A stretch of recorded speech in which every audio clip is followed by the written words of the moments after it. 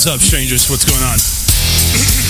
I just realized that the whole time that all my affiliates been listening to Dead Air for the past 9 minutes.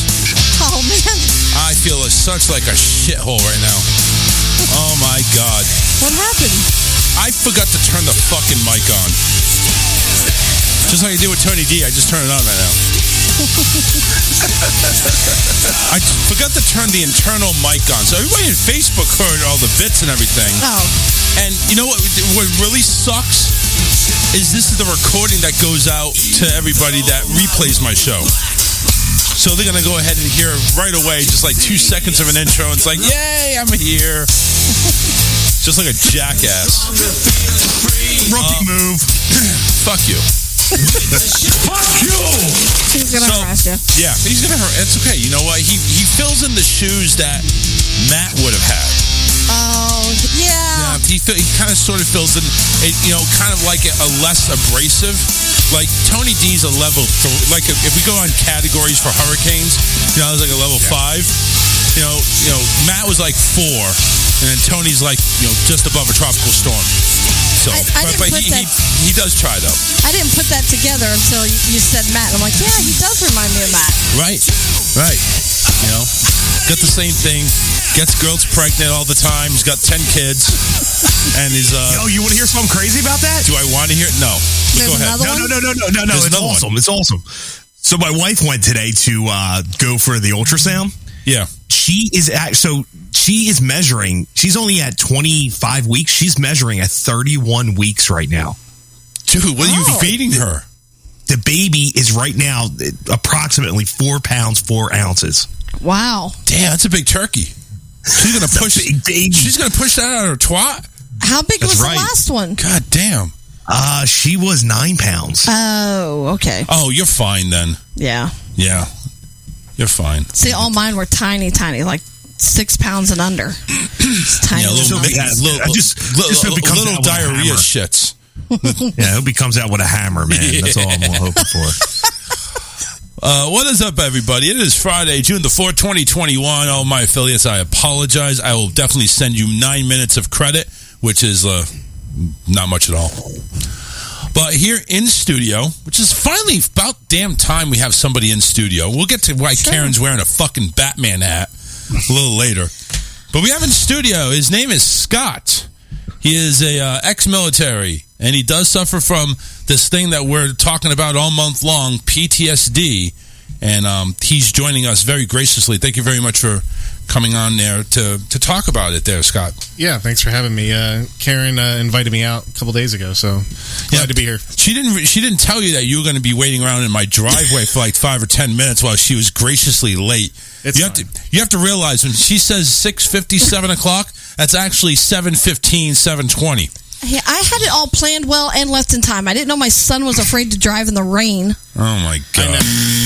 Like 35 miles. I said, you realize the speed limit's like 55, so can you drive 65, I'd be knocking 70? on this fucking guy's door.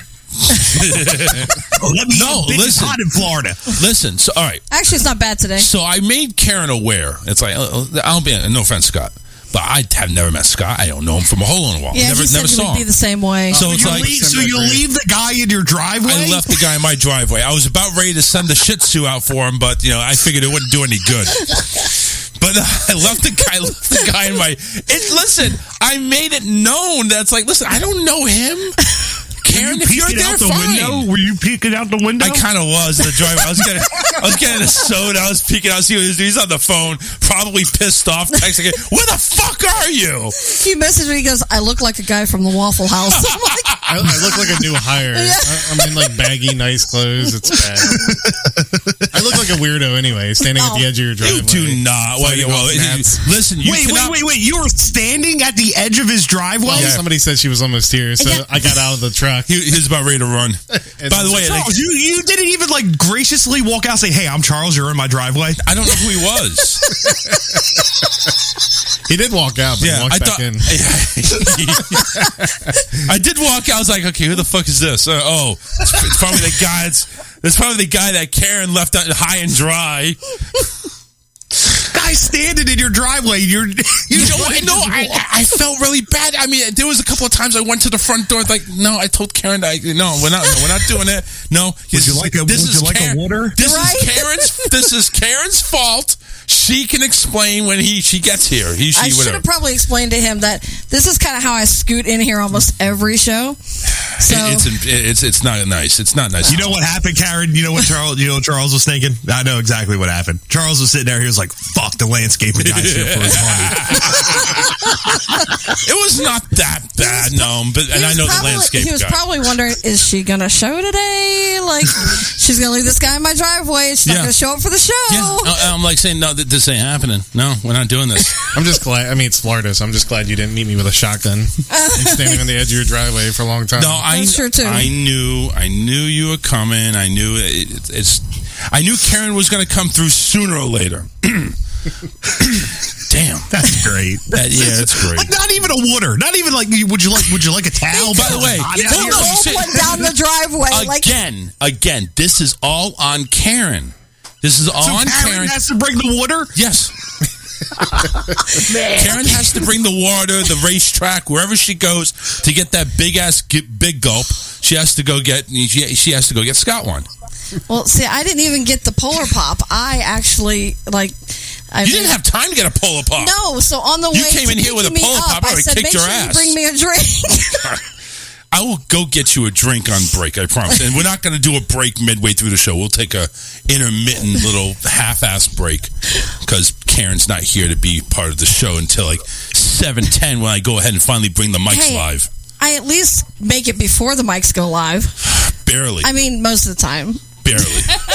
I'm over here talking and rambling on, and nobody wants to hear my curtains. Yeah, freak.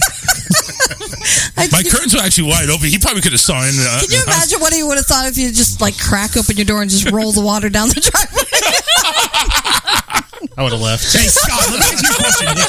If he would have walked past the big window with no shirt on, would you just turn around and left? Yeah, that would have been a pretty embarrassing sight right there. I'm out. Yeah.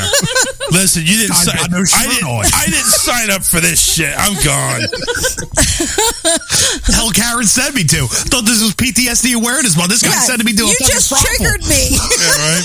That could have worked both ways, though. I could have showed up without a shirt sitting in his driveway. So. No, that would have been funny. I'd put that shit on cam any day. Our neighbor across the street would just love that. Yeah. We don't want to talk about that sicko. He'd probably invite you back there to a shed. He would be rolling you water. Yeah, he'd be rolling you all right. There goes Charles again. I shouldn't stand in the driveway out there. No, that guy's the one that you got to worry about having a shotgun. Yeah. Awesome. Yeah, and leave it to David. David goes right over there and talks to him. He sees him out, and he's like, "Oh, he's got a chipper." Wait a minute. You know this guy is kind of crazy, but you would rather deal with him than me? Is that what I heard? No, David. No, we don't want him on the fucking lawn. He went over there, and he's like, "I'm going to go talk to him." I'm like, I don't know if that's a good idea. I've heard some things about him. When he starts mumbling under his breath that I can hear calling my son an N-word, I don't want him anywhere near my fucking house. Exactly.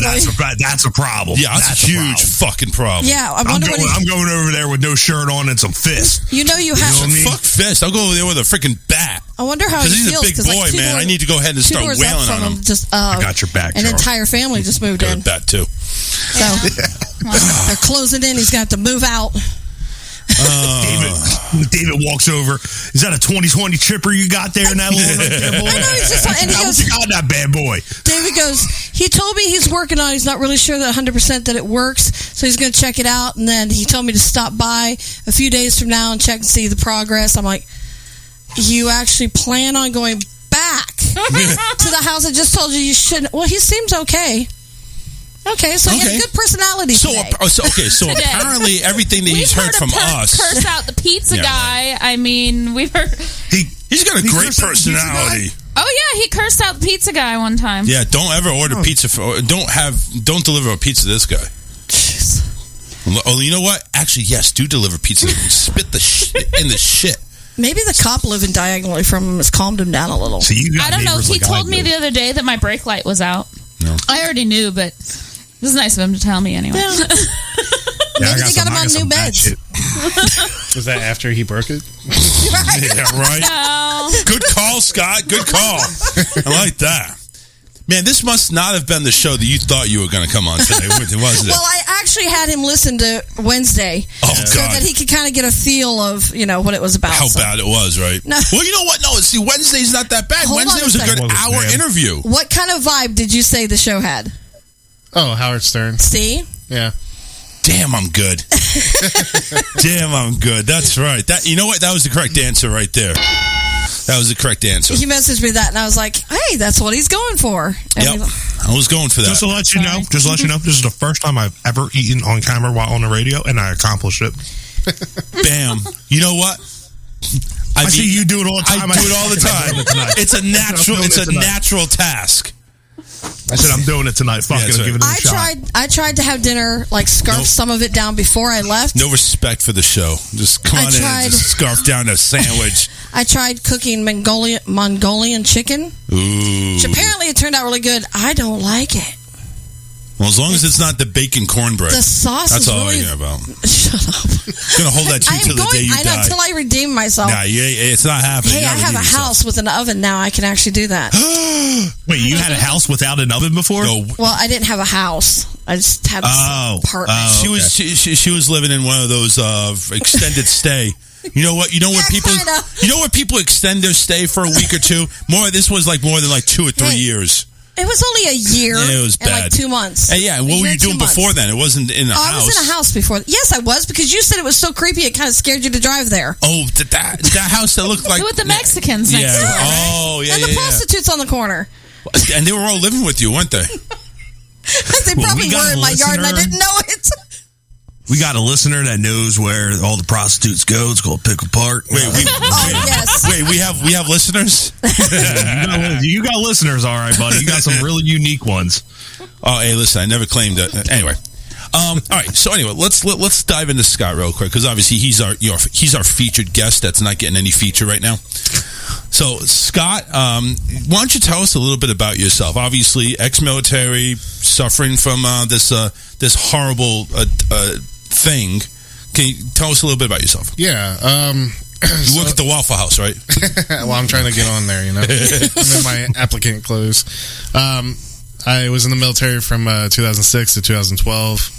I did 2 deployments to Afghanistan, and I never experienced anxiety until after my second deployment, and it's pretty bizarre. It's a weird transition to go from no anxiety to PTSD and anxiety, because at first you kind of deny it, or at least that's what I did.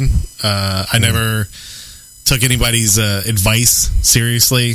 Anytime I went to ER for 3 or 4 panic attacks, and every time I went there, they were like, "You're having a panic attack," and I was like, "I don't have panic attacks. Like, I'm having a heart attack." Yeah, right. And panic attack. What's that? Yeah, I was like, "That's bullshit." And finally, my 4th time at the ER, I had a doctor who was like, "Look, I will do every test in the book, but you have to take a Xanax and give me 30 minutes." Right. And did the Xanax. 30 minutes later, no symptoms. I mean, I was coming down. I still had some stuff, but it was tapering off. And I was like, holy shit, maybe there's something to this. Mm-hmm. So then I went to therapy, and then the first person's like, oh, you got PTSD. And I'm like, that's bullshit. And then went to the next therapist and to the next therapist. The VA gives you a therapist once a week. So there's really no progression there. You just keep telling the same story over and over. Yeah, you're full of shit. You're full of shit. Fuck you, fuck you, fuck you. Double fuck you, fuck you. Well, they all leave. They're all like, oh, I want to be your therapist. We're going to do, long therapy sessions. We're going to go through this year or 2. And then they're like, oh, I left. Right. Now you're going to see this next person. Oh, they left. You on drugs. Doesn't that sound familiar? Yeah, it does. It's horrible. I finally went to a civilian therapist, and I was with her for a year, and she helped me out a lot. And then she just quit being a therapist altogether. Just quit and moved to South Carolina. She told me, she texted me, and I was like, well, maybe you know what that's me. You know what that sounds like? Yeah, you know what maybe I'm fucked up. It's like I'm over here thinking, it's like, you know what that sounds like? That actually sounds like, you know what? I was straight until you turned me lesbian. It's like, what the fuck? I would never let myself down on that one. Yeah, she's like, oh yeah, I plan on being in this for 30 years, no problem. I'm going to retire here. And then she was like, a year later, she's like, I'm out. We had one do that too. I find that is the biggest problem when it comes to finding the right therapist, because they leave. Yeah. I just found out today, and it's so bizarre that my doctor is moving, and he's great. He's a great psychiatrist. He's moving to Thursday mornings and Friday mornings now, and then I'm like, yeah, man, this ain't going to fucking work now. So now I got to figure out what I'm going to do, long term. Yeah. I got to find another doctor and go through this process again. Well, and that's the part of it too. Like they can give your other therapist like all your paperwork and your records and stuff, but it doesn't matter because they still want to know. They want to hear it from you, and so then you end up, fucking spending the next 3 or 4 sessions going over everything that you've already gone over from the get-go. Tiring. And it's not just tiring. I think it's emotionally tiring, because at least that's what I find, is that going through the whole beginning process was bad enough the first time you got to tell it, and now you got to rehash it every single time you change a person. It's like, that's the part I'm trying to get past. It's like you're reliving all this shit. You're not making any progress either, because you got to start back over with this new person. Yeah, and that's and then everybody has their own like solutions or treatments and stuff. So now you're trying. I've been through 6 therapists since I started this, and so that's 6 different treatments, 6 different treatment plans. Has anybody made any progression with you? Yeah, I mean my civilian therapist. My problem is we don't really have the triggers down. We don't really know what triggers me, which kind of makes it a little bit scarier, because I can be anywhere. I can be with my kids and shit, and then just now all of a sudden I feel like I'm going to pass out, and having a 1-year-old in your hands, and you're the only one home, right? And you're having this panic attack where you think I might pass out here. So that's always scary. But well, did they ever have you or suggest that you get someone that, it was explained to me kind of like, and you would have an AA partner. So, but it's just somebody that you can call or access and talk to, so that when you're starting to feel like that, hey, this is where I'm at, this is how I'm feeling, then kind of talk you down from it. No one's ever given me. I will say the VA has like group like therapy sessions, but that's just not something that doesn't help in the moment interests either. me, because everybody has their own stories. Everybody's gone through their own shit. So I feel like when you go through group therapy sessions, like you're just going and walking into a bunch of people's bullshit, and it's like, dude, I need my help. Like I need me singly. Like I brought it up not that long ago, that a lot of these centers that you go to that are civilian. And by the way, Scott, I was a firefighter and I suffered a TBI, and now I got all these PTSD problems and all this. So I'm in the same boat as you, man. I served. It's crazy. I get it, but the whole civilian transition with going to therapy is that it's not one-on-one. You're hearing everyone else's shit, and you don't have enough time to get your shit off the plate. And that doctor or therapist that's sitting in the room is therapying 16 people sometimes in one group session. How are they going to get to you? That's the biggest downfall with the system in America right now. And I can only imagine what you're going through with the VA system, because that's even worse. The VA for you guys is horrible. Well, so that's funny that you say that, because like my thing is, I'm very empathetic too. So not only are you listening to everybody's bullshit, but you're kind of feeling it. Mm-hmm. And then on top of that, like, I mean, not to put down like what I've been through, but some of these dudes are fucked up. Some of these people have been through the ringer. Just like, I mean, I could be grouped in with like a Vietnam vet. Like, I got no business being in there with that guy. Like, I'm gonna come out here like, fuck, I'm a pansy. Good. Like, I'm good. Yeah, like what in the hell? Scott, when you go ahead and go into these group sessions, do you even find it helpful at all? Do you even get any, do you even get any satisfaction doing this group thing, or do you think one-on-one's the better way to go? I mean, obviously it's always better the way, but do you get anything out of the group?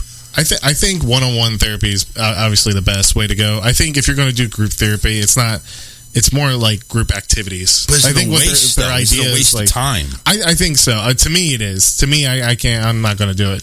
But if you're going to do like group activities where you all might go fishing or something like that, and what they're trying to do is build bonds and networking with people who might not have been through the same shit as you, but have the same symptoms. Right. I think that's worth it. I mean, like we were talking about there, like he's got TBI and then PTSD. Like those, it's even though we've been through different situations, I'm sure but we have the same symptoms, and that can be. It's almost kind of calming to find out, because it's weird. I know it's like a popular thing. A lot of people have anxiety, and a lot of people have PTSD. But like, you do kind of feel alone. You kind of feel like I'm fucked. Like this is crazy. So when you find out other people have it, people that and stuff, that is helpful. Yeah. How's your sleep, Scott? That's my biggest problem. Complete shit. Yeah. My sleep is I can go sometimes 2 days without a wink of sleep, until they got me on what I'm on now. They got me on Klonopin, and they got me on the Klonopin, and it's been working to help me with my sleep at night.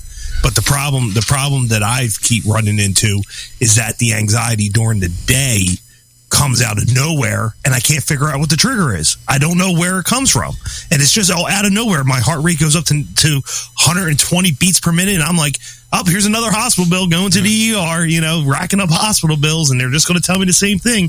It's a panic attack, and the hospitals don't really do much for that. See, I'm getting a panic attack right now watching your camera, seeing this weirdo can pop in and out right there at the top of the screen. Is that me?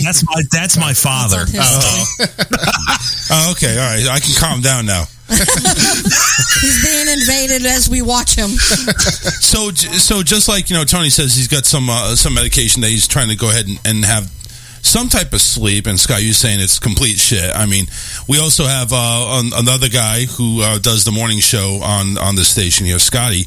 Ironically, you have the same name, but he's like saying he switches back and forth between like Xanax, no, not Xanax, but CBD pills and oil, and what is it that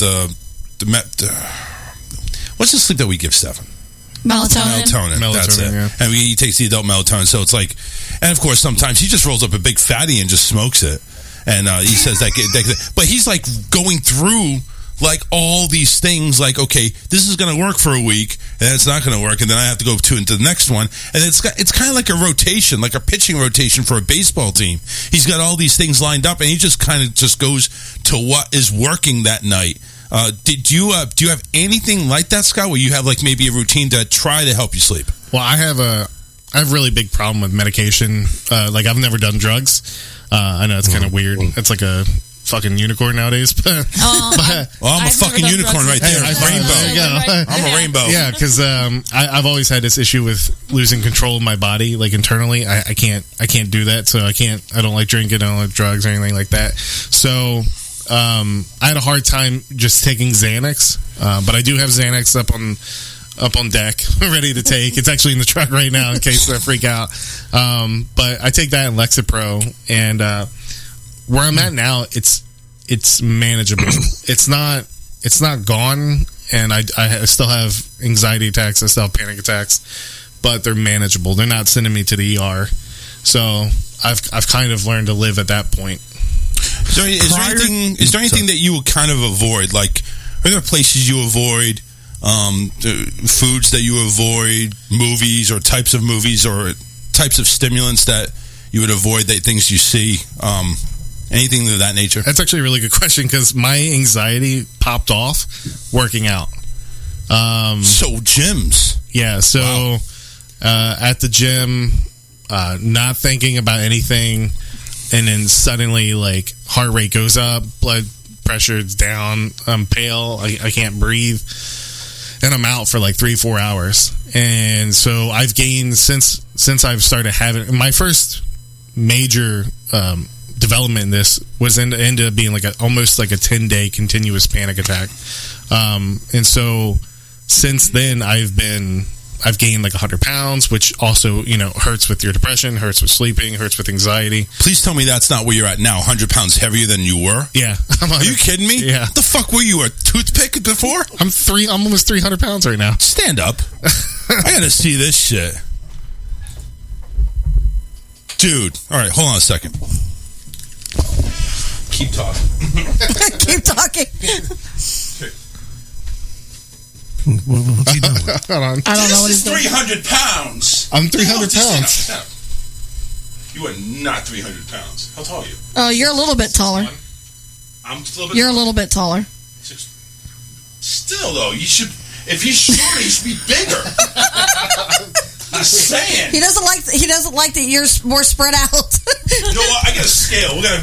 Yeah. We'll check the scale before I leave. Yeah, we're gonna get the scale on. I just had Taco Bell too, so I'm probably like I didn't hear 301, anything. 302. There you go. I apologize, but yeah, we're standing next to him. He's like 6'1", 6'2". I'm over here with a gut like I'm freaking pregnant with triplets, and he's over here like barely showing. So it's like, there's no way you're 300 pounds unless I really gained weight recently. Well, Anyway. the problem I have Or with, maybe my scale's wrong. Maybe I'm like 400 and not that 300. it's going in the trash tonight. That's it. Don't Garbage. say that. 'Cause Recycling. I already hate stepping on that as Oh, it is. yeah. That's, Yeah, don't make it worse, Charles. But with me, I've had insomnia since I was a kid, and I mean, as far back as I can remember, I never slept. And then, of course, I started off with trauma really, really young. But now, as an adult, now that I have tried things like CBD, and then I tried the edibles and stuff. Yes, they did help me go to sleep. The problem is when I have panic attacks, if it's in my sleep, I also have sleep paralysis. So you're already, and I'm claustrophobic, so you're already unable to move. And you're having this panic attack, so you can feel yourself having a hard time breathing, your heart is racing, and you can't move. So then it just sets on a whole different type of panic. And that's the only thing that I've found with, I like that the edibles take my pain away, and I like that it does help me go to sleep. The problem is how many panic attacks I will have because During I took your it. sleep. Yeah, during my sleep. And so it's kind of like I have to weigh, do I want to walk tomorrow? Or do I go ahead and take it and suffer tonight? well, listen, if you don't have to work, I'm not worried about walking. As long as I can crawl my way to the bathroom, I'm fine. I'm sorry, this is off topic, but you said bathroom, so it made me think of it. So my first complaint about the house is I was sitting at the dining room table, and no. You are not allowed to complain about the house. You are not allowed to complain about the house. I told David, I said, he goes, so you liking the house? I said, I do. I said, but until it's so far from the bathroom. Well, listen, I'm sure they didn't make. Pivoted on the bed. I'm sure they didn't make the. I'm sure they didn't make the outhouse to your specifications. All right. There's a lot of structural flaws in the house, but anyway, okay. So anyway, go ahead. God, that's with your whole sleeping. That's funny because my sleeping issue is dreaming. So the harder I sleep, the more vivid my dreams are. So that becomes an issue. So you get a deep REM. That's what you get. A deep REM? I have the opposite. I don't go into REM at all.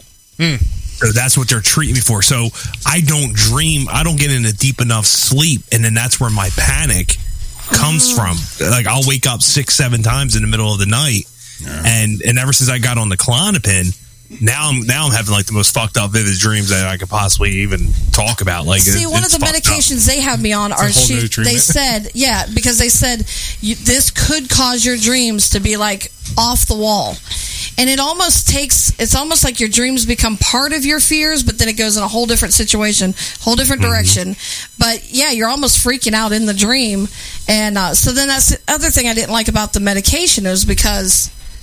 It's like, okay, I want to sleep, but I don't want to be traumatized while I'm sleeping. So then you're left restless the next day anyway. Yeah. My dreams always go back to Afghanistan, so I kind of fight sleep. So I don't know. You fight in your sleep, or you don't want to go to sleep? Like I don't want to go to sleep. Like I have sleep medication that they've put me on, but I won't take it because I have it too. Because I freak out. Does it help if you watch porn before you fall asleep? Like you just go to bed with a heart on, and like maybe goes to bed with a heart on after. Usually finish that off. Listen, I still finish. I'm still stiff a little bit until the end. I mean, it takes a minute or two, but maybe I just like doze right off and. Like, instead of, fighting in Afghanistan, maybe I'm, hooking up with this hard on with this no. Instead of fighting in Afghanistan, maybe I'm fighting. I'm fucking a hot hooker that's over there right next to the boner. Just saying. Well, he is a Star Wars fan, so maybe it's a sword. Let's play with our swords. I'm fighting the Schwartz.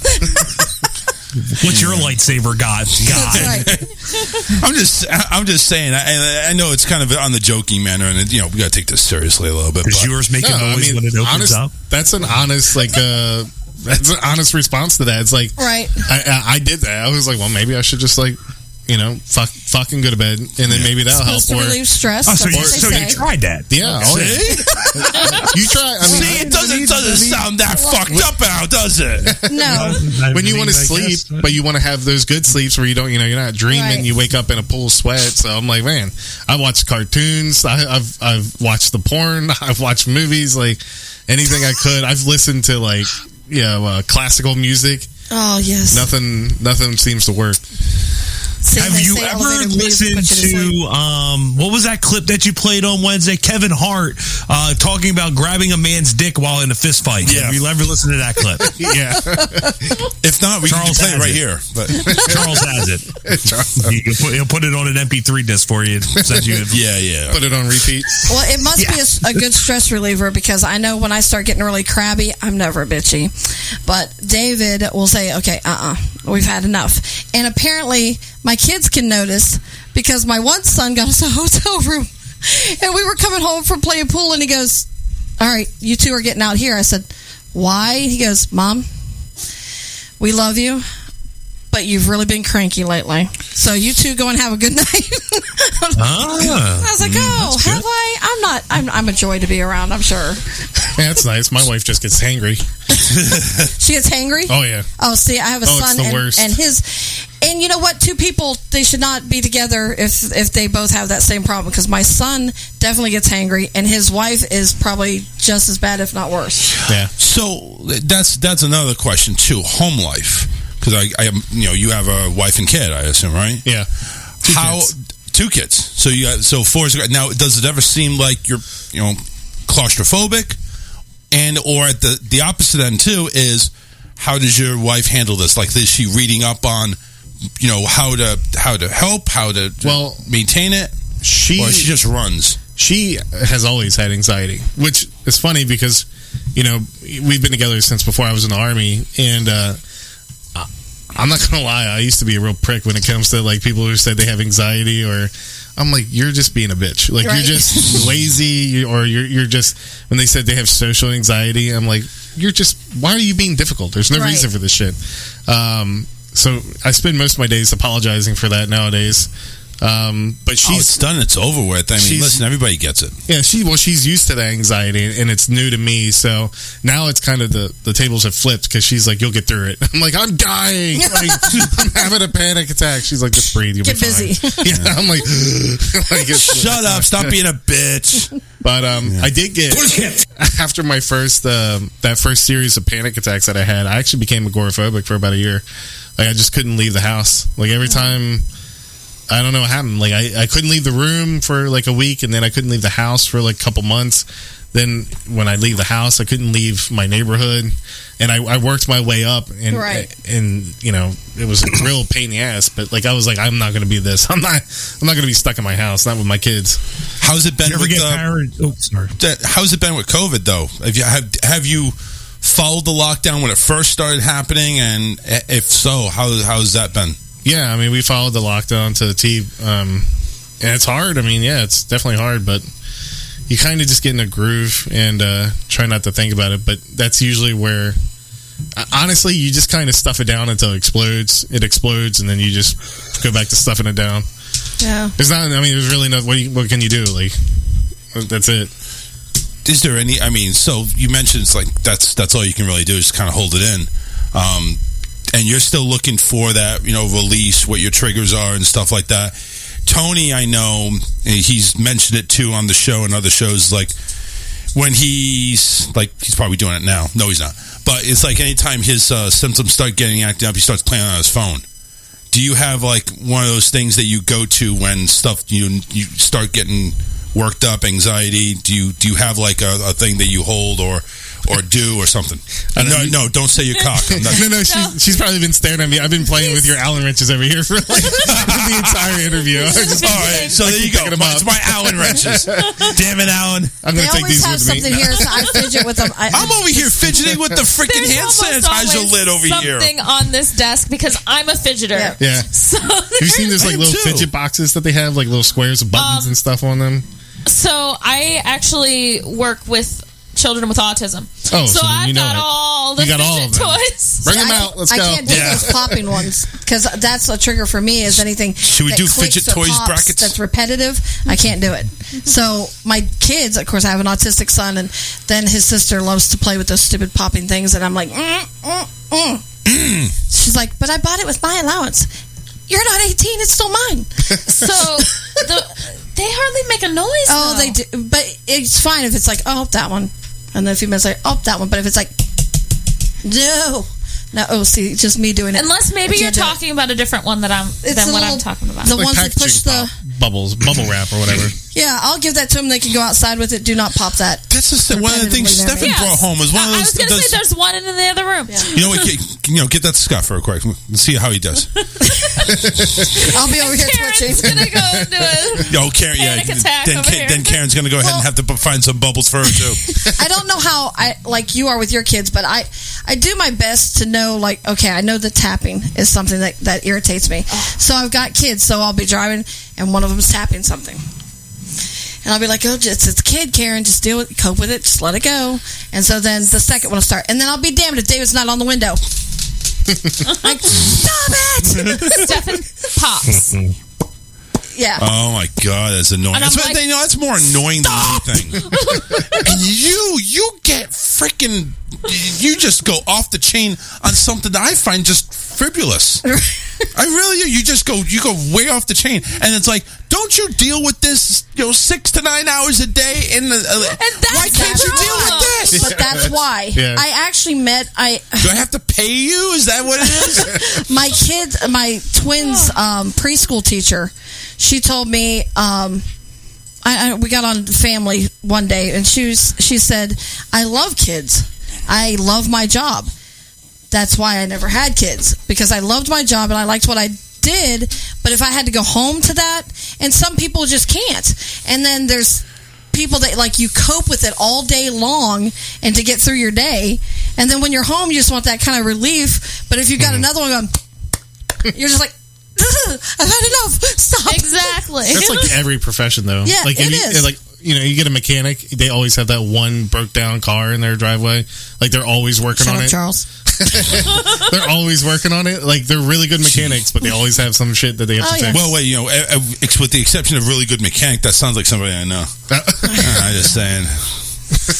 Oh God, it's tough. It's tough. It's tough having a family life with PTSD and mental illness and all that stuff. It's tough. I'll be the first to tell you. I mean, there's days where I need my space, where I got to walk outside and I need 20 minutes, and here come my kids running out the damn door. Mm-hmm. I'm like, God damn it, I just need 20 fucking minutes. Like, 20 fucking minutes is all I need. No, Daddy, you're not getting that. I do the exact same thing. I barricade myself in my room. Like, you're easily irritable too.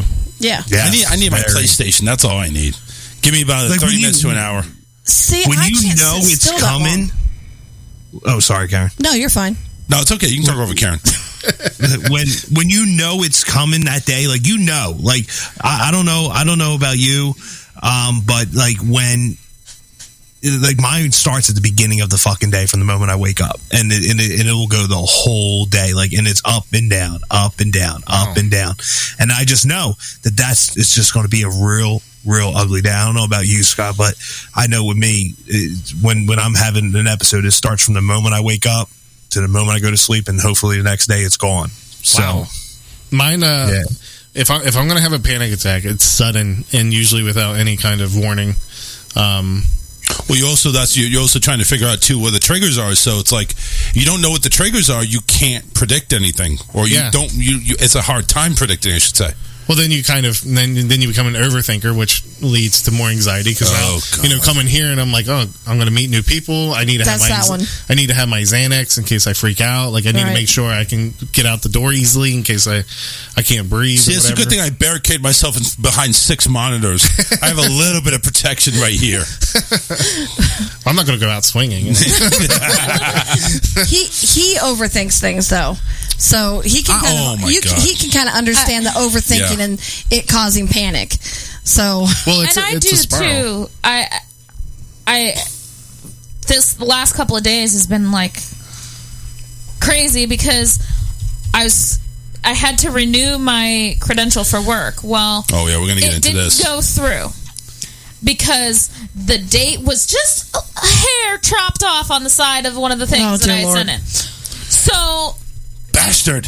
So I go and I resubmit it. Well, now I can't work until it gets resolved. So I resubmit and I'm waiting and I'm checking my email because there's no phone number to call. And then they send me an email back finally today. You didn't pay the late fee. Yes, I did. But, and here I'm in my head, I'm thinking, am I going to end up getting fired over this? Am I going to lose my job because of a date being cut off by just a hair? I would honestly, my anxiety I'd be like, I just need to get up. Like, I'm just going to walk away. Like, if I have any issues with my business, as soon as it happens, like we put in, I didn't know this, but you're supposed to put in your taxes for your business by like March 31st. Right. Completely different from your personal taxes. Yes. And didn't know that. I've been in business 4 or 5 years now. What do you do? I'm a videographer.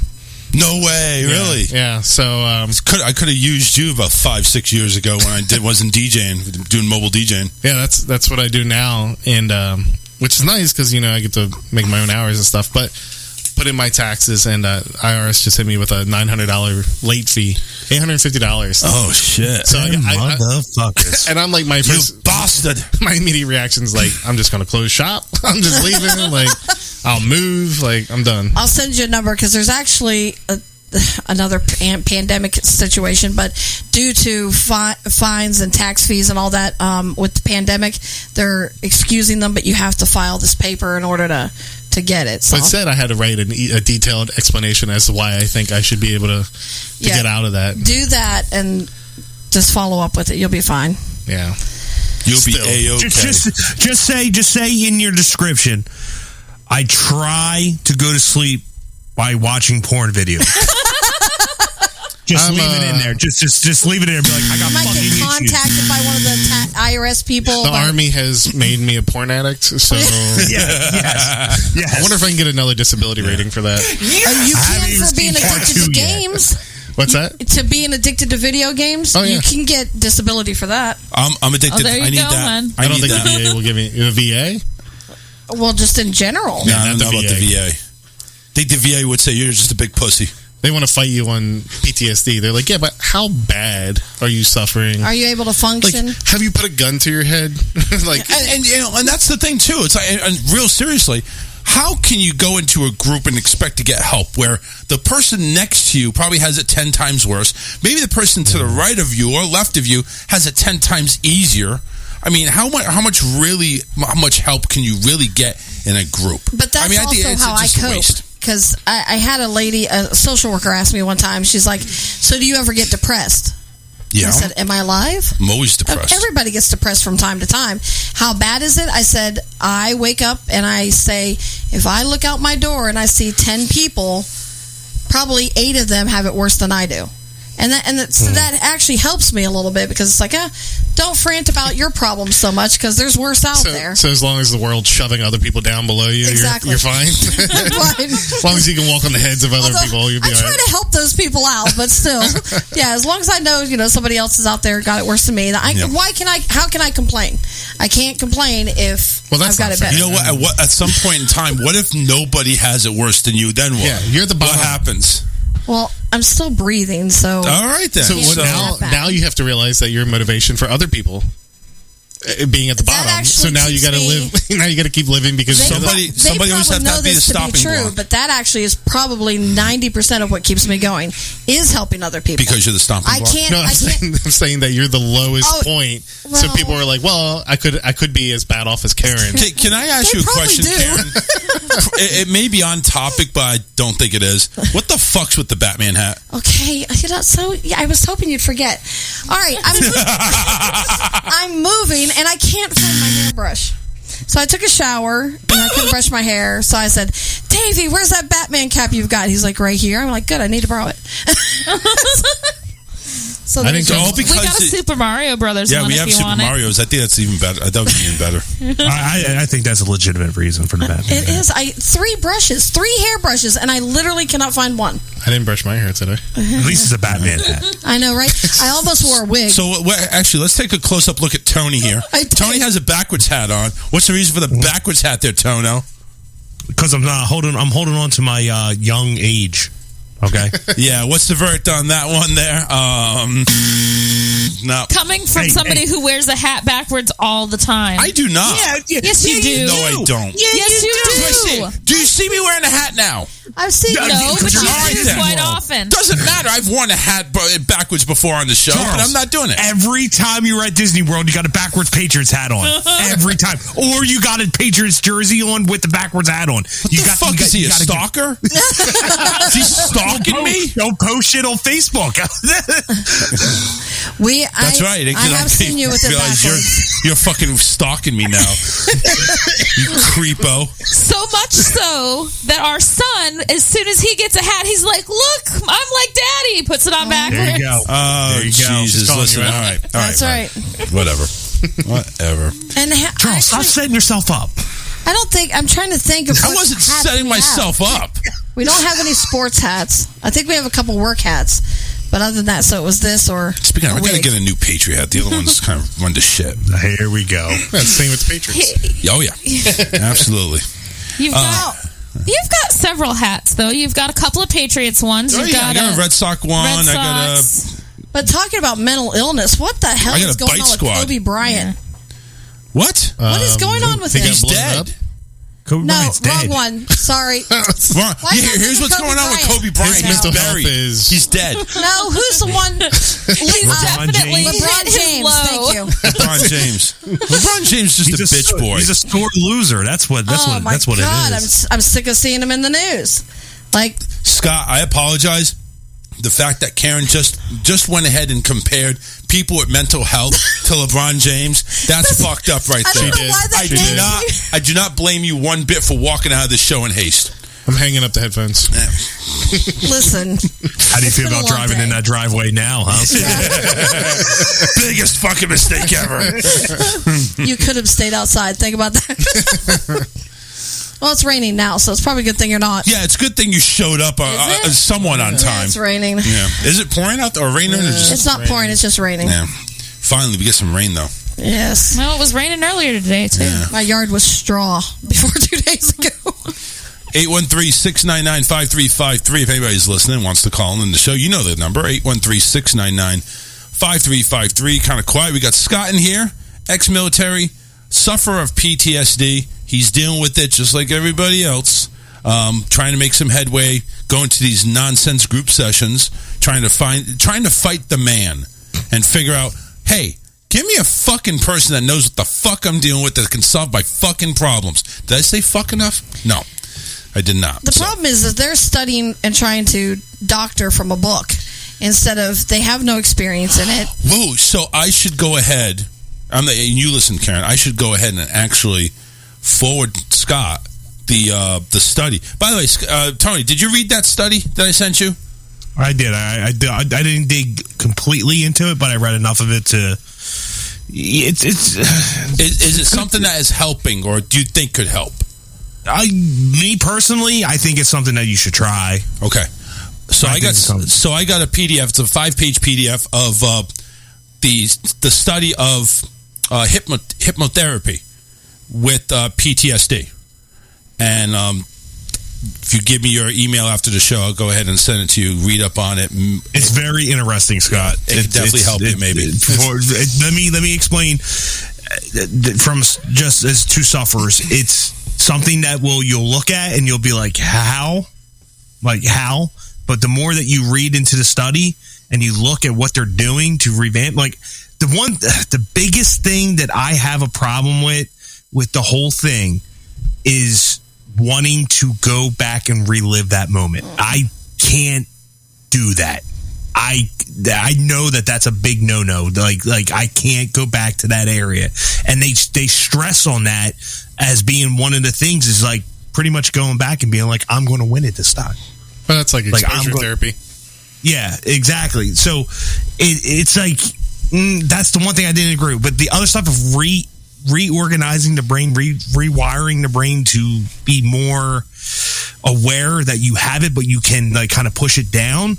I agree with that. So I think it's worth trying because, I mean, at this point, when you're suffering, I mean, what the hell? I mean, it's better than medication, right? Yeah, you try anything. I mean, if I'm trying porn, I'll try hypnotherapy. So. Right, yeah. I mean, it's the same thing. Porn, hypnotherapy, whatever. Put you to sleep, whatever. Yeah. I just don't think a person can really be hypnotized. Honestly, I'm the same way. I watched your show Wednesday. Yeah. And I don't want to talk bad about somebody, but I was critical of what he was saying. So I'm just one of those believers that you can't be hypotized. So I would try though. Yeah, like you said, try anything once. But then if somebody films me clucking like a chicken, then maybe it's true. The thing I feel with the hypnosis is I think it's for the weak-minded. That's my personal belief. Now, it could if you have somebody that's a real expert that knows what the hell they're doing, like I think Tim does. But I think he might be able to go ahead and do that. But you have to be also accepting of the treatment. And if you can accept the treatment, maybe it might work.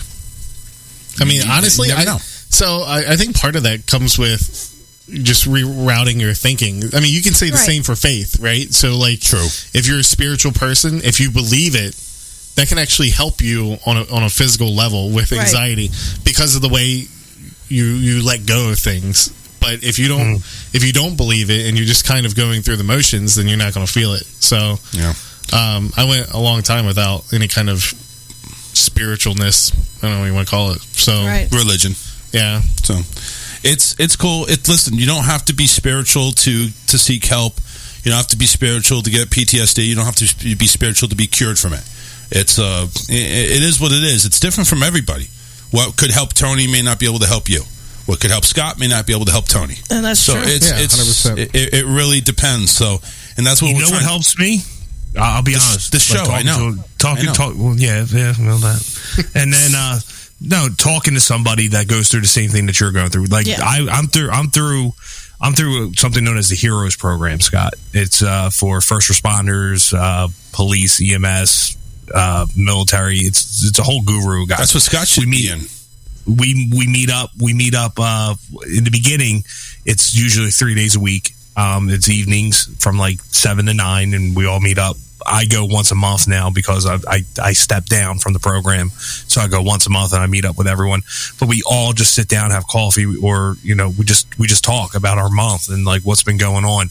And that is the biggest therapy of all for me, is being with people that are going through the same exact thing. The civilian therapy sessions where you got a guy next to you, and this is a true story, that like tried to stab himself in the throat to end himself, isn't helping me with my PTSD. I need to be with guys that have gone through trauma and that have the insomnia, that go through the dreams, and that have the war stories, as they call it, to discuss it, because those stories and those times, it's hard to explain to anyone if you haven't ever done the job or served. Like, I need to be with someone that understands the verbology or the terminology of what we're saying. So, like, if someone says to Scott, "Oh, what was your MOS?" and he tells them what his MOS is, and it's a civilian, they ain't gonna know what the fuck he's talking about. And then it's like the same thing with like someone asking me, what happened in the firefighter world with you, with EMS 1 and all that, and I can explain it.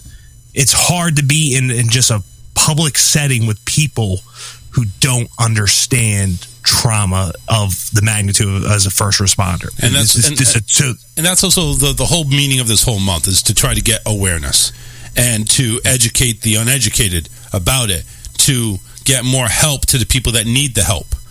And, Tony's been an advocate of this because he's had so many issues, and he's been basically denied help up to a certain degree to where, it's bad out there. The system's broken. Yeah. And that's ultimately what it breaks down to. Every state's different. But the system is just broken. As me and Charles have discussed, and Karen and Alyssa, we have all sat here and said that money is not being allocated to the right places for people that are suffering from mental illness. The money is being allocated from judges to people with addictions who don't take the stuff seriously, where people like me and Scott are sitting here and we legitimately have problems and we want help, but they're not allocating enough services to those people that need it. It's being allocated to people that don't want it. They're just doing it to stay out of jail. Well, fuck you. Move out of my way. I need that help. We need that help. Yep. So I think it's more on a reactive program than it is proactive. So they don't typically look at us like they need to help us until we've done something serious, either harm ourselves or others. Until you go down to that breaking point. Yeah. And then all of a sudden it's like, oh, well, let's do what we can to help them. Well, you could have done that early on. Right. I wouldn't be missing an arm. And you know what? And you know what? Both you and Tony will go ahead and say, what, you didn't fucking believe me now? Guess what? Who's right now? Yeah. How many hospital trips until you're actually going to listen to me and until you say, okay, there's something wrong here? Well, after I racked up like $2,000 of co-pays from going to the hospital, you should automatically sit there and say, there's something wrong here. This is $100 every time this. Yeah, let's dive into that real quick about just for the military sake anyway, the VA. So I don't know if you guys know this, but once you get a disability rating, they'll tell you that they will review your case yearly. So there's a good chance once you because you can't work with extreme PTSD, not like a regular job. Right. You just can't do it. So, and I tried for 3-4 years after having anxiety attacks. But so yearly they're going to review my case and possibly interview me and to see if I'm better. And if I'm better, they're going to take my money away. So now I have this cloud over my head, constantly thinking that you don't want to get better. I'm going to lose this money, but I'm still fucked up. Right. And if I could get better, I don't need the money, and that's why I'll hand the money off. I don't want it. Right. But if I can hold a stable job, so that mixed in with like you said, keep going to the hospital, right? I've been to Fort Myers Hospital. I've been down here to the Port Charlotte Hospital a couple times, and then my last trip was over at the Sarasota Memorial Hospital. And they told me the next time that I come in the ER with a panic attack, they're going to admit me. So there goes anxiety, right? So now they're telling me, oh, you have panic attack due to anxiety, but here's more anxiety for you because next time you come in, we're going to take you away from your family and friends. We're going to board you up, and we're going to try to get you help. But that's a scary fucking thing to because you're going to be considered a psych patient at that point. Yeah, and so I'm like, well, fuck that. I'm not going to the hospital anymore. Right. So now where do I go?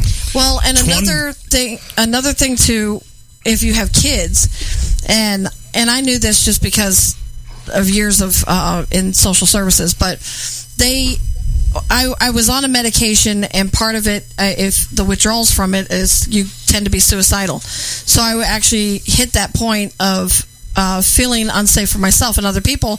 And I told David, I said, don't let the kids come in this room because just their voices would just really set me off. So I barricaded myself in the room. And the thing is, like he said, maybe call the hotline. You cannot call the hotline if you have kids, because that's one of the questions they'll ask you is, do you have children? Are they in your home?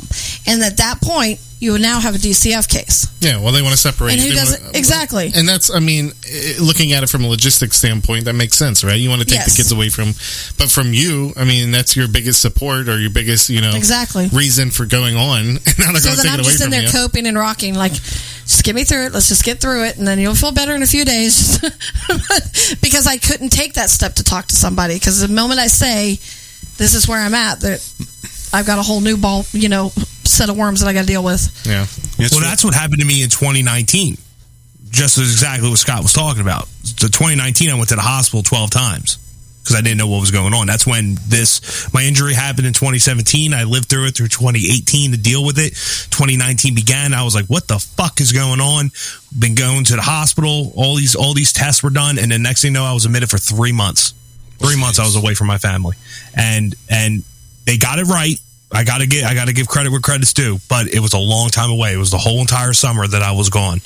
But they got it right. They got me medicated. They got me on the right path. Got me in the Heroes program. But it took 12 times for me to go to the hospital. You should have been on top of this shit square one. Yeah. That's the problem. 12 times. Was it a money thing? Were you looking at me just for money because you knew I was going to come back and here's another Ativan to calm you down and then come back to us in 2 days when you're going to have another one? I just felt like it was a money scheme until they finally got me help and got me where I needed to be. Yep. But it got to a really dark and scary place there for a minute because the 12th time that I was there, I said, look, if you don't fix this and we're not going to get something corrected, I'm jumping off the fucking bridge tonight. And then that's how bad it was because I was at that point that I couldn't live with it no more. And that's it. That was it. 3 months. Those words right there, jumping off the bridge, I wasn't leaving. So right. Yeah, that's over. Game over for you. Yeah. Yeah, you got to be careful what you say. And that's another part of that, too. I kind of did it on purpose, Scott. I'm sure you did, yeah. I mean, 12 times. I did it on purpose. Yeah. It's like you kind of know the system triggers. Yeah, you know what's going to pop off. And let me say jump off the bridge and they're going to finally react. Yeah. Well, it's that has to come like that. My son thought the same thing. So he, as you two know, he was in a very toxic relationship. And he calls me. I haven't heard from him in like 2 years. And he says, I'm in my car. And he goes, I just want to tell you I love you and I'm sorry for everything. He goes, but I'm going off this bridge. Now, I'm 1,700 miles away. I don't want to get off the phone with him because then I can't keep talking to him. I talked him into going to a facility. He goes to the facility. They actually told him he was not suicidal enough to admit. Suicidal enough. Come back to us and talk to us when you're flying. Yeah. When you're halfway down. Listen. Get over to the bridge and take one step off, and then give us a call. Exactly. So, I mean, what the fuck? Thank goodness. Call me after you hit the water. Yeah, right. Yeah. They're reaching out, at least because I said, all right, they're willing to put you in a program, but how many people don't have somebody sitting there kind of rooting them on and keeping them strong? It's not even that, because if most of the people don't have that voice of reason, exactly, and they're done. Yep. So I would say a lot of people do have, because I don't want people, if people are listening, I don't want them to feel bad like, what could they have done? A lot of times you're not thinking clearly either. I'll go ahead and tell you, I've been suicidal a couple times. One of my main ones was my second deployment, because I had done Afghanistan, I survived it. I was so happy to be out of there. I'd go anywhere. I'd go to Iraq, I'd go to Africa, Yemen, like anywhere else. But they sent me back to Afghanistan, back to the exact same thing that I was doing before. I lived in the exact same bee hut, which is like a little plywood doghouse. I lived in the exact same one that I lived into 15 months, before. Now I'm there for 12 more months. I'm sorry, I shook that. But and so I took my M4 to my head, and that's a scary situation. Now, scarier situation, which I just went through last year, was I didn't realize that I was suicidal until I got out of this. I spent about 2 to 3 weeks solving all of my problems with saying it's just better off if I'm not here. Right. Now that wasn't like, oh, I want to go kill myself or slit my wrist. It was just logistically, like, my family would be better off. I would be better off. My friends would be better off. And for about 2 to 3 weeks, I was like this. And then I started coming back and I was like, holy shit, like, I was down a deep path and not knowing it because I wasn't thinking clearly. So I wouldn't have thought to reach out to someone because to me, I was like, I'm not suicidal. Right. So. Denial. Yeah. Yeah, it's all big deny. 813-699-5353. We're going to take a break. It's been an hour and 15 since I promised Scott a drink, so I'm going to go ahead and fulfill my promise and probably take a leak while I'm at it. Oh, TMI. But whatever. So don't go anywhere. We're going to come right back with probably maybe lighten the mood a little bit, get some Facebook memes, some articles that we need to go over, some Disney news and all that stuff. So stay tuned. Don't go anywhere. We'll be right back. Stay where you are. The Charles Richardson Show will return after this.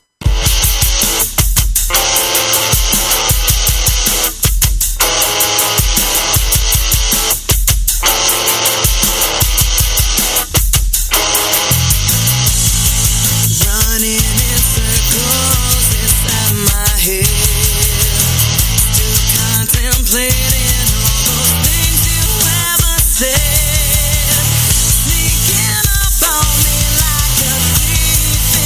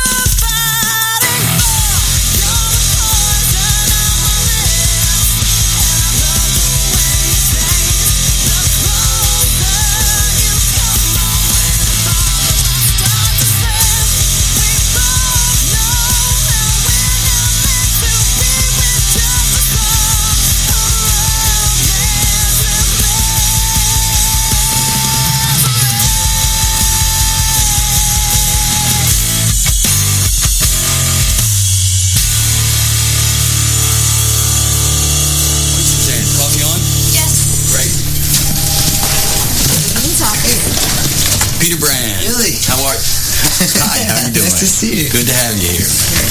Well, you moving fast. Yeah, I got here early this morning. Wow. All moved in. Yeah. Yeah.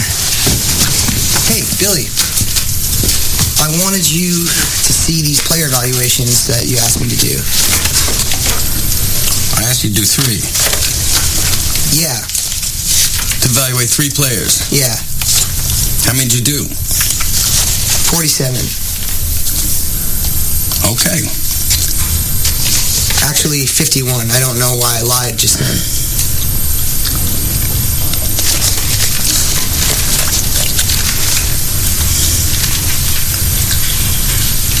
Why don't you walk me through the board? Thank you.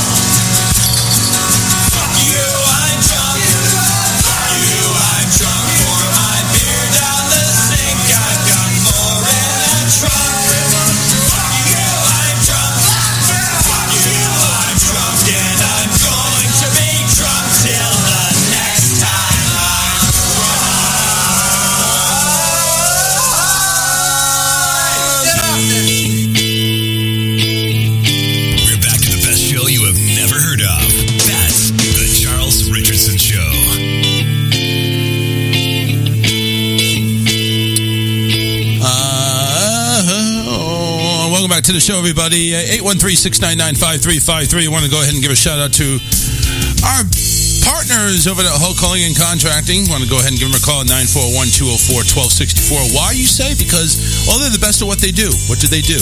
Well, besides shooting loads all over Karen's face, David has some of the best jobs that he's ever done. Yeah, he's done some of the best jobs. All right, I gotta mute him. Why you gotta add that in there like it's something they do? Oh, you don't think they do you? Hey, hold on, Tony. There's a couple of our repeat customers. He handles wood very well. He does a lot of tree trimming and hauling. And, of course, he can go ahead and mow that bush of yours and also do your lawn. And if it's all from auto repair, home remodels to hauling stuff away, give him a call. Hull Calling and Contracting, serve all of Southwest Florida. 941-204-1264, 941-204-1264. When Karen's face is not numb with cum, you can go ahead and give her a call and they'll come running. Where facials come to life. Listen, he's got a couple sugar mamas that I'm pretty sure he's not over there actually doing trees and fencing and stuff like he says he is. Yeah, he's hauling something else, if you know what I'm saying. Just saying. You can't hit me with that and I think you're going to get a laugh, dude. You can't do that. Yeah. He just slid that right in there, too. Yeah, I'm pretty good. I'm pretty good at sliding in stuff, you know what I'm saying.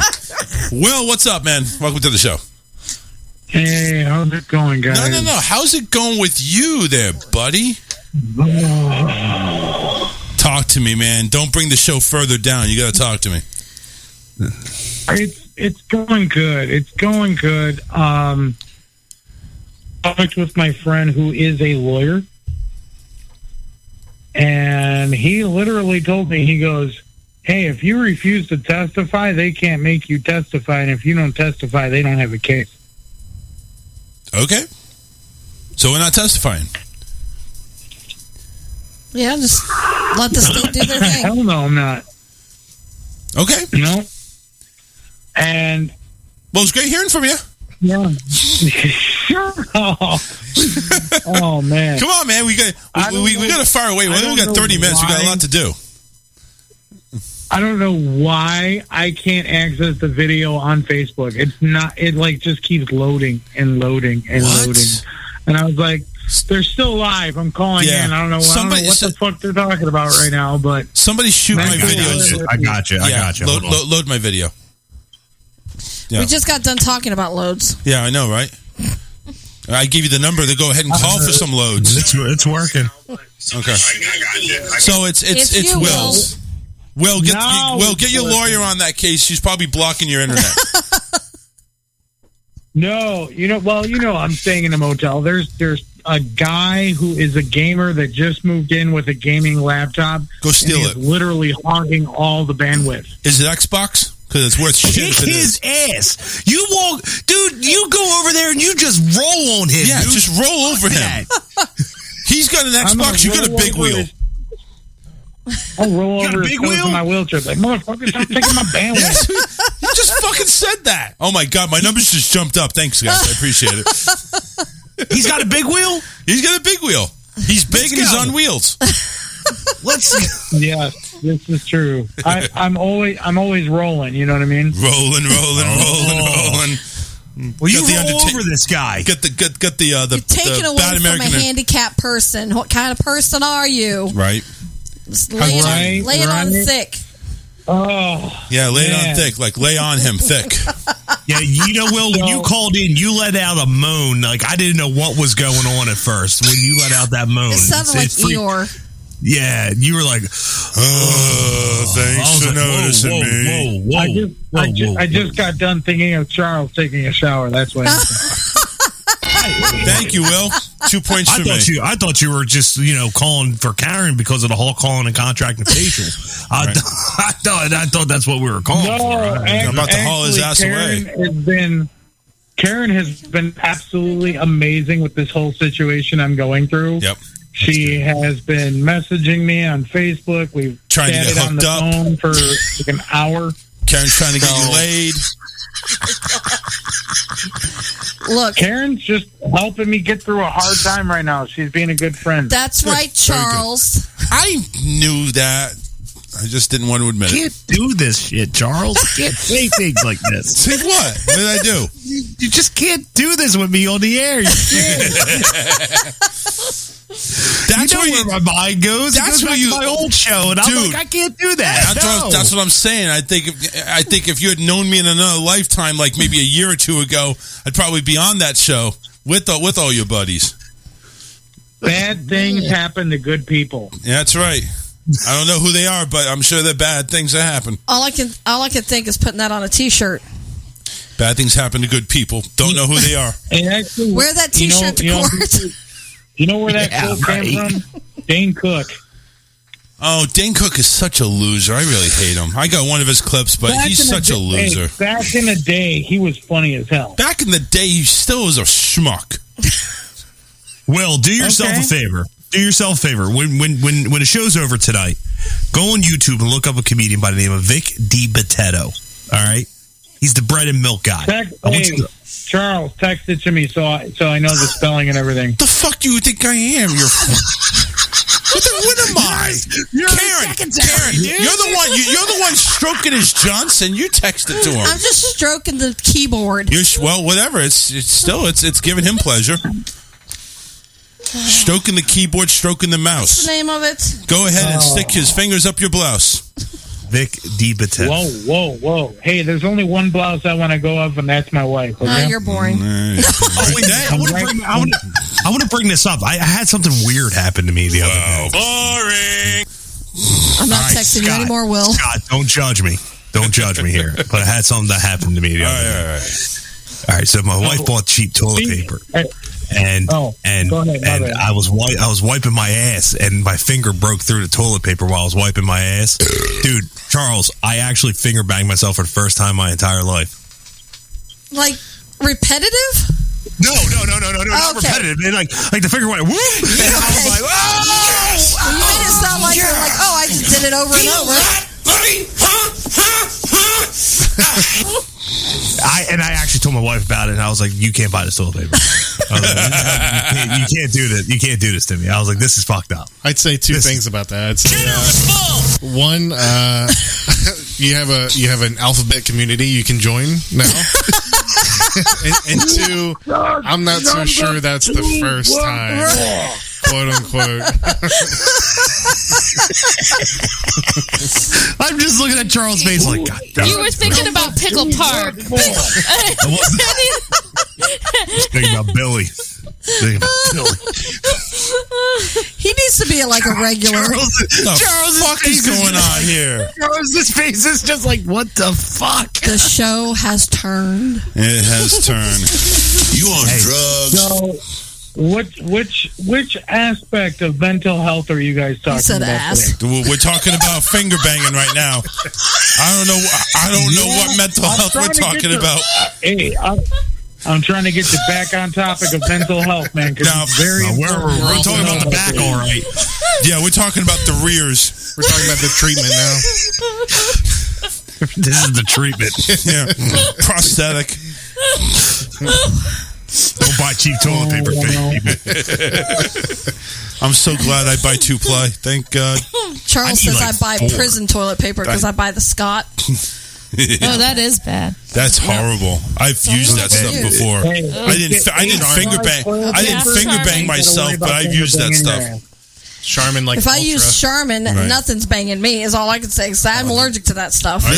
Listen, all I can say is I go to the store and I buy the ones that say you get finger bang 70,000 rolls in one, and that's the one I get. Basically, the thing is about as wide as my toilet seat. That's how much I get. It's because it's inflated from all the fluff. Whatever, fluff, buff. I don't give a shit. I get the one that advertises. It says, "Don't be like Tony." That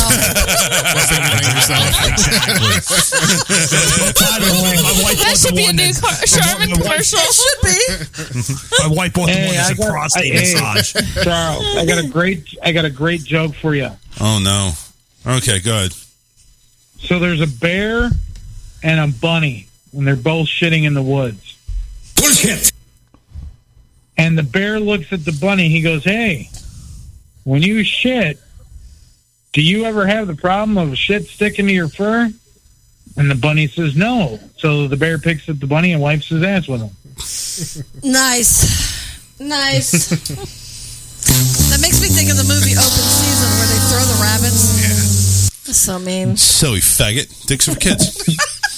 Hey, wifey told me that joke. I thought it was hilarious. That was horrible.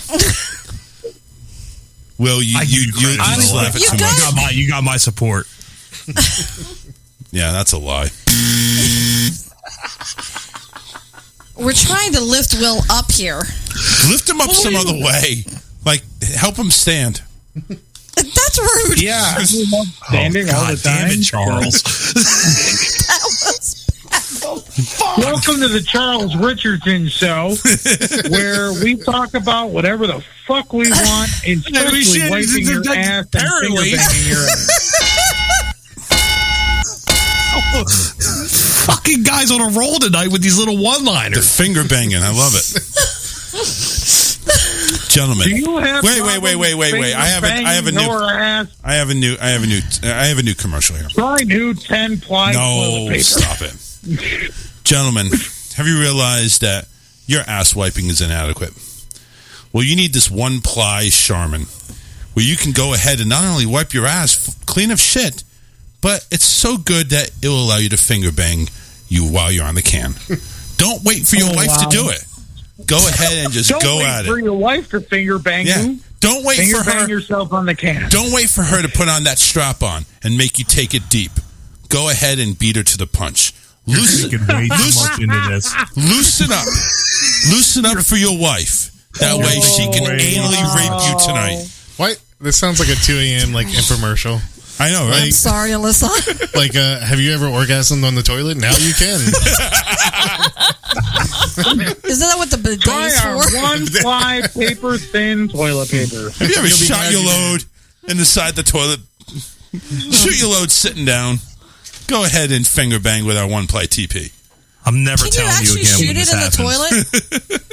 I'm just curious. I mean, I don't have a penis, so. Wait a second. What finger did you use? What did you just ask? I'm curious. I'm curious. Hey, he used his thumb. It's wide and That's thick. what I want to know. God. No. Was it so? Is your asshole so tight that you can only get your pinky up there, No, or did you go full thumb, or was it? Plural? Or maybe it was more than one finger. You're asking me. It depends. You're asking me this question. Yeah, I'm asking you this question. You want to know? You want to get into specifics now? Yeah, I got to get specifics. Why you want to get into specifics? Because you're talking about you want to know knuckle deep, or do you want to know just finger deep? If that's what it was, Wrist deep. I want to know. Yeah, was it wrist deep? I mean, because let's put it this way: you could be a real just complete pussy and probably not even feel anything. Bro, I don't. He must have been really wiping hard if he was going wrist deep. I mean, you're talking about taking a shit and then wiping it with one ply, and then after that, ooh, that feels good. Let me just fuck myself in the ass with my finger. You should be proud of me because I'm not that guy that goes and takes 1,000 pieces of toilet paper and wipes my ass. I take 2 sheets and then I go. All right? Do you have a bidet? Do you itch at all? 2 sheets. Do you have a bidet? Yeah, I save toilet paper, Alyssa. No, you gotta have. No, that's like what you would use You on need a to make toddler. a barrier there. Listen, I don't want to get into poop talk because this isn't that type of show. Oh, excuse me. Who the fuck brought it up? I wasn't talking about. Who the fuck would you know? Wait, everybody shut the fuck up. Everybody shut the fuck up. Well, shut up. I wasn't saying my shit was watery. Who's the one that brought up, hey, you want to hear a story? I said I wiped my ass. I wasn't sitting here talking about, hey, it was a clean turd. Wasn't talking about. It must have been if you're only using 2 fucking sheets. It was a clean turd. It must have been. But then it's like, why even bother wiping? So there's. What are you talking about? What do you mean, Charles? Why even bother? You wanted just to fit. You just wanted to feel your fingers up your ass. You're that guy? No, I didn't say I'm that guy. You're that guy that just pulls your pants up after a clean turd? No, because there's never a clean turd with me. The toilet's fucking full. There's never clean turds with me. Fill it to the brim. Let's put it that way. I have the plunger on standby. I have the same music note every single time. That's it. Oh my God. Oh, yeah. That's it. I don't have any of that, Charles. I do. I do. I feel like you're attacking big people now. I know, right? That's messed up. Yeah, that's fucked up, man. That's fucked up. We all can't tune. I may not have bowel movement. I may not have PTSD, but I may have some type of fucked up trauma. Guarantee you, This is fucking me up, man. syndrome. I got bowel syndrome. Sitting there, and it's like the Dumb and Dumber scene when the dude sit at the toilet, and Charles is like, Alyssa! I need toilet paper! Listen, that's happened to me. Listen, that's happened to me. I don't want to hear it. Charles has a motor hooked up to his toilet so he can kickstart the thing to flush his massive turds. I'm that close. Guarantee Alyssa's had that yell in the hallway a couple times. No, it's never gotten that bad. Baby wipes! And then he goes, fire in the hole! This makes me want to never put been that cameras bad. in David's porta-johns. Yeah. It's never been that On a bad. throne, be on film. It's never been that bad. But yes, I'm sorry. It's never a straight out 130. Well, you got Just not the a best just, show, you just don't, Scott. you just don't have a No, I don't have a ploop. I have a dunk. A ploop? I have a swish. It's like a basketball going to my toilet. it's like a fucking metal concert going on in the bathroom. Yeah, it's a 3-pointer from way downtown. No Olympic medals for these come splashes. to support mental health, and we talk about turds. Well, this whole show's gone to shit. Let me tell you something. This has been very good for my mental health tonight. So, And we're not talking Tony? about turds. We're talking about shit. Tony, you are not alone. I'm great. Hey, listen. If it puts a smile on your face, we did our job. There you go. Maybe. Jury's You're still out. smiling. You're smiling. Don't even act like you're not. I said the jury's still out to everybody else, though. You started the show off by leaving your fucking guest in the driveway. So right from the get, I was like, oh, there we go. I was like, here we go. Then we know what type of show this is tonight. It's a throwaway. You really gonna hold that on me? Are you really gonna hold that on me? No, you're not. No, you fucking can't hold that on me. You're gonna let you? Are you a fucking piece of shit that's gonna go ahead and scream and yell at me because I left a guest in the driveway who I don't even know? Who I told Karen, I am not allowing this person in my house without you here. And we're gonna be there at 6:50, 6:55, 7 o'clock, 7:10. They fire their ass in here, basically almost like they're running. So it's not my fault. Do you have do you have security footage out there? You should. I do. You could post me at the end of your driveway for the Facebook. I do. I actually have a Ring doorbell camera out there. There you go. Yeah, I could see. You just sit there and watch. You can put that on Facebook. It'll be my 3-minute clip. More than 3 minutes. What would Mo say? I don't know what Mo say. Who cares what Mo would say? Mo probably actually has some bathroom stories. Oh yeah, I'm sure Mo has. I mean, David's come on. not here. Should I tell his? Yes. Okay. And be as graphic as possible. Well, I couldn't tell you like graphic wise because there's no possible way of being there because David does not take a poop at home. What? Ever. What? That's usually the I heard the opposite. Yeah. I know. Yeah, he will does it not- outside. He will not. Now, supposedly when he was a kid, he used to clog up their toilet all the time. So That his sounds mom familiar. would Like a make him minute ago. walk to the gas station and go to the bathroom. So when we first got together, I was trying to figure out where does he keep disappearing to, and it's only every 2 weeks.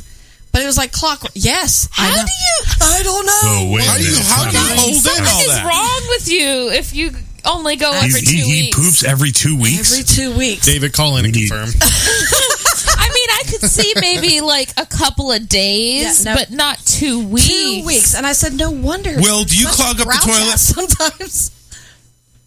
Occasionally. Okay. That's all I cared It's about. really coming down out there. So that's All right. Well, so I'm his gonna get going. You guys have a great show, man. Thanks, you Will. will. Sorry for ignoring you, man. I apologize. It just went. No, you're It took good, a you're really good. weird twist. All right. It went to the shitter. It's okay. It went to the shit. Thank you, man. Take care. So he goes every 2 weeks. So I found out that he was going down to the local arena where they have the porta-johns out. Well, his brother actually almost, but David got out in time. But he was backing his truck up because he was just going to chain it and then drag it around the barrels in the arena. That would have been funny. Not for David, but for us, it would have been funny. So he had... wonder. You know what? Now this makes sense. No wonder he wants to go into the porta-john business. So he always has somewhere to go.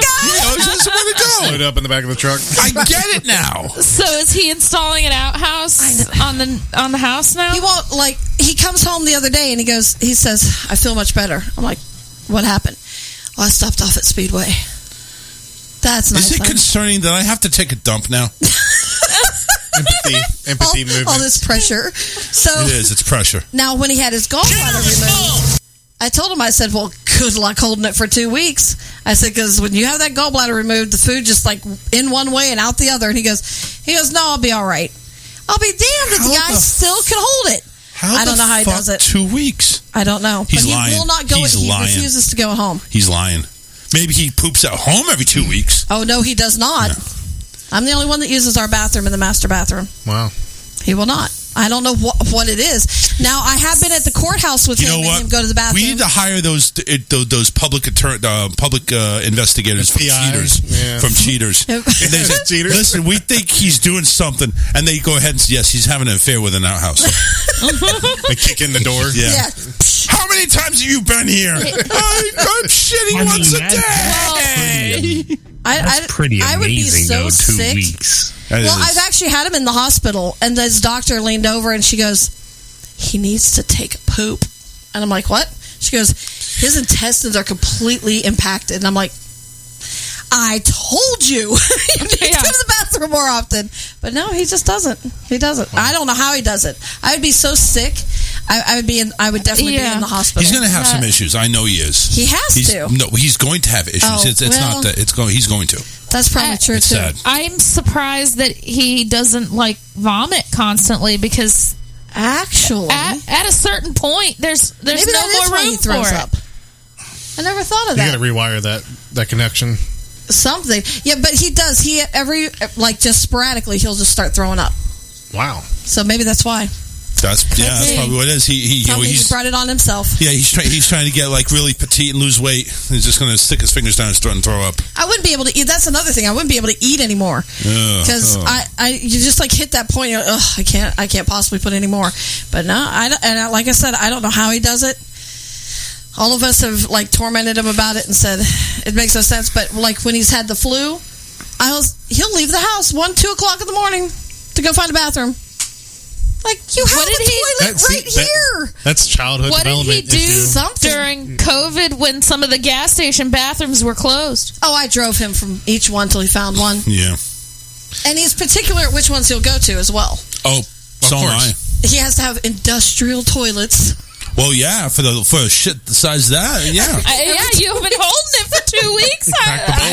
That thing needs to flush like it's like the hotel bathrooms at Disney. It's like that suction at Willy Wonka's fucking. If you've ever that suction needs to go really fast at the resorts at Disney. The toilets take forever. They're like, they're gonna suck you down with it. It's like an airplane toilet. Yeah, they take you and everything else. Right. I don't know how much longer you want to stay on this topic, but I think it's time. I think it's time to do the Facebook memes.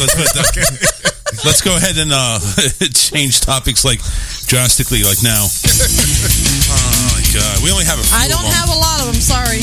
No, I'm not blaming you, but I am. All right, let's go to this first one here. This one here has a photo of Mark Zuckerberg with like the green stone from Marvel. And it says, Mark Zuckerfuck using the time stone to ban me for shit I posted 3 years ago. I don't know about you guys, but a lot of people are getting slammed for things from 2-3 years ago. Yeah. I had a friend who said that she had posted a video a few years ago of her kids opening Christmas presents, and there was Christmas music in the background. And But Will said sent me that one, actually. Oh, God. So this one here is Dr. Fauci says, if you wear 2 swimsuits, you can pee in the pool this summer. More CDC guidelines opening up. There's Alphonse. Who the fuck's that from Fresh Prince of Bel-Air? Carlton. Thank you. Carlton says, her mom says, slow down on your food or you'll choke. No, she won't. Donald Duck waking up, sleepy-eyed. Somebody ever lied to you and said it didn't click until 2:48 a.m.? And Donald says, dirty motherfucker. Well, a lot of things happen that way, too. In the middle of the night, you're like, son of a bitch. So the finger going this far, it says, if this ever becomes an emoji, women are going to have a field day.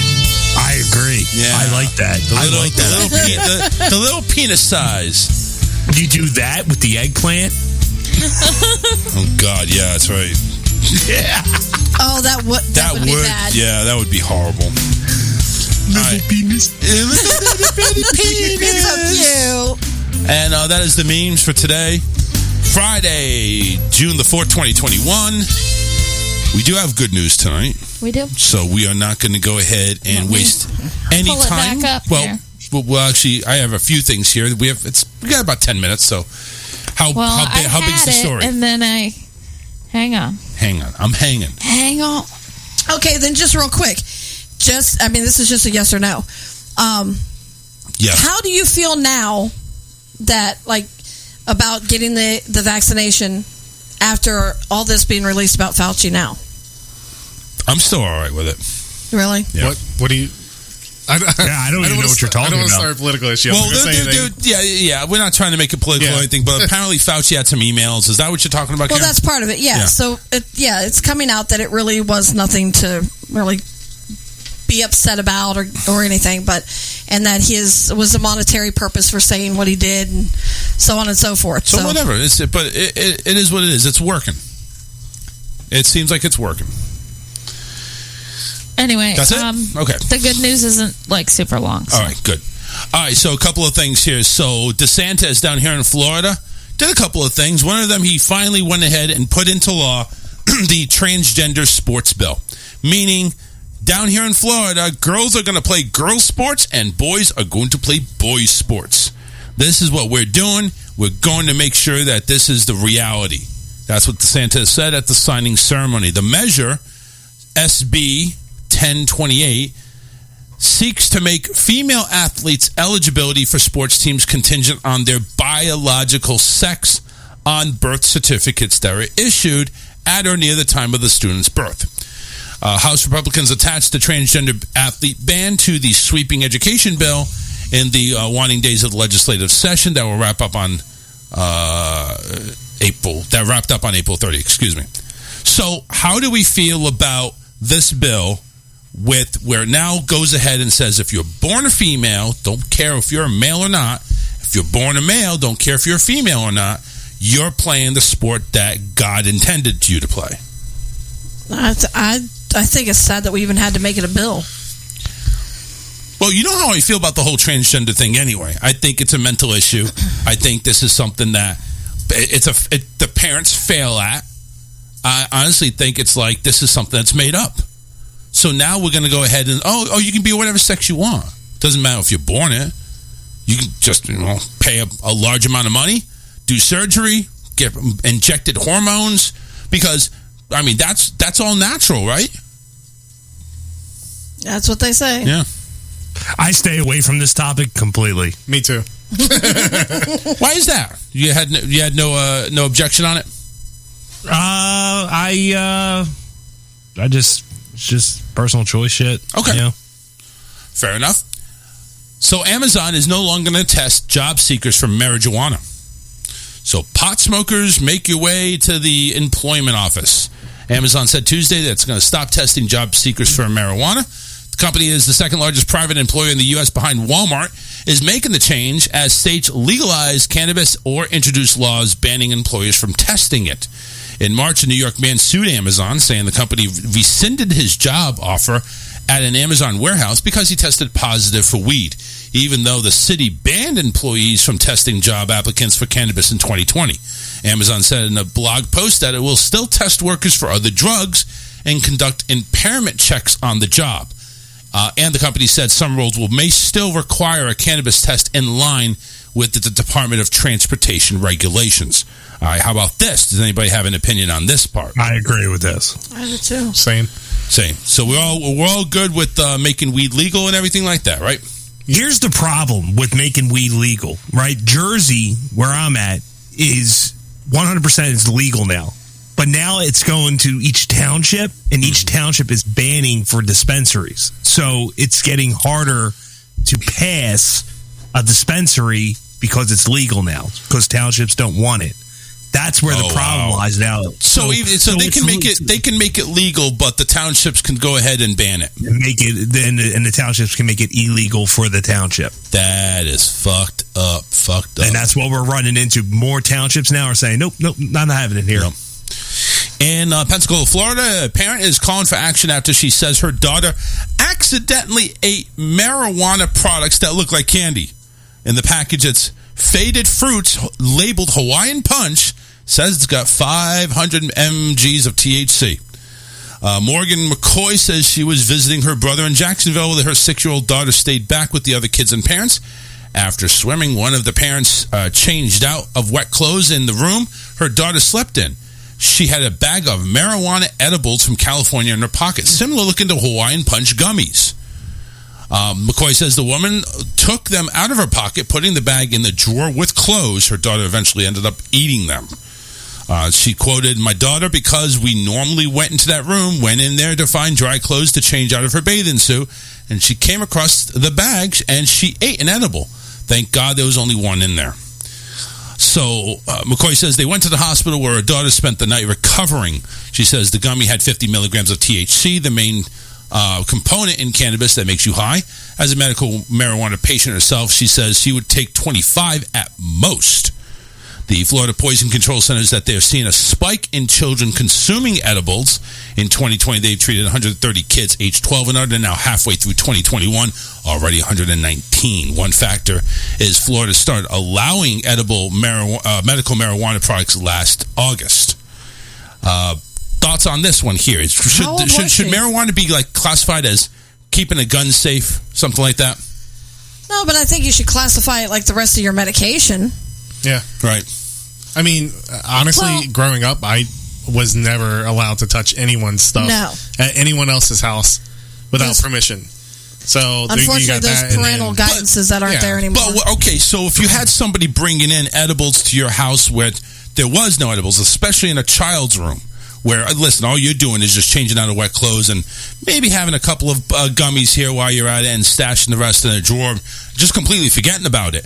I mean, is that somebody you're going to take a look at? How irresponsible are you?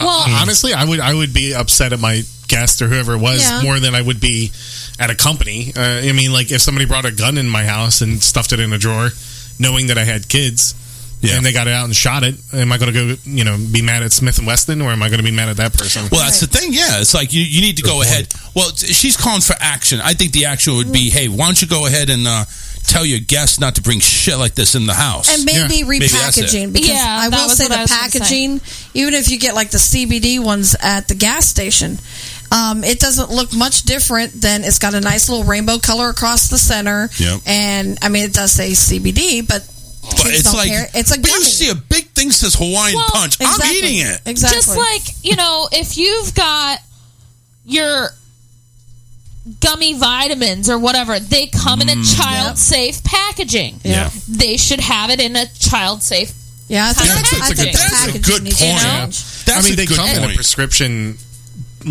bag. Have you seen them? They're usually in a white bag with, right, or even a white bottle, but they're just flip tops. Yeah, that should be probably the. I think that's where the action needs to be. All right, let's go ahead and get right into it. It's time for the good news. All right, Big Boobs and McGee's on the case again. Here she is with the good news, everybody.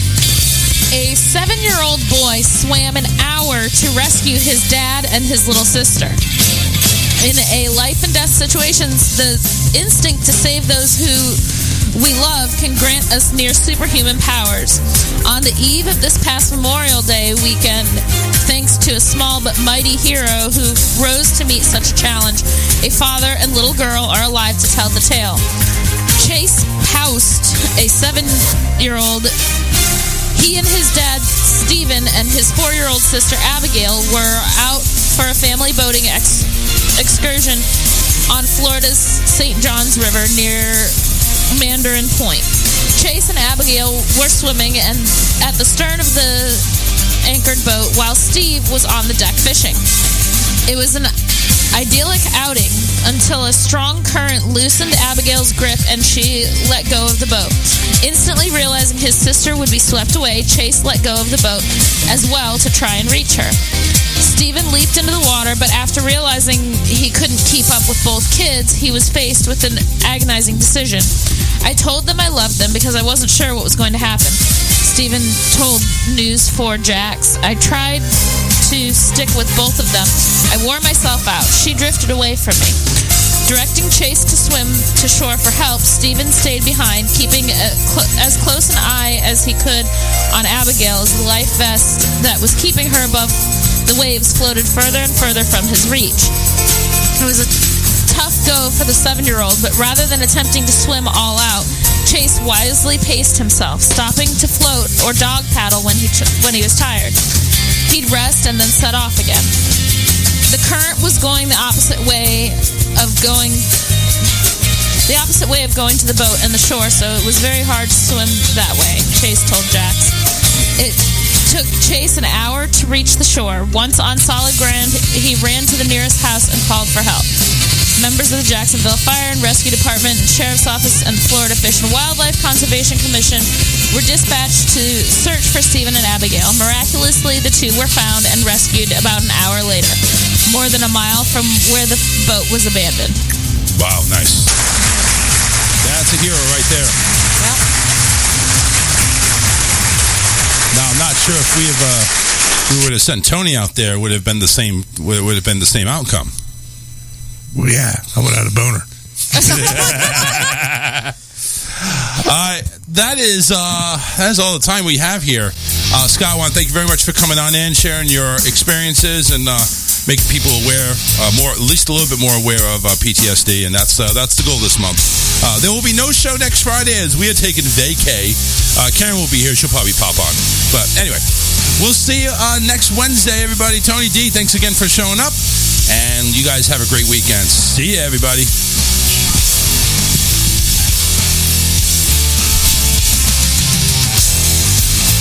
Too high, I get to see the light.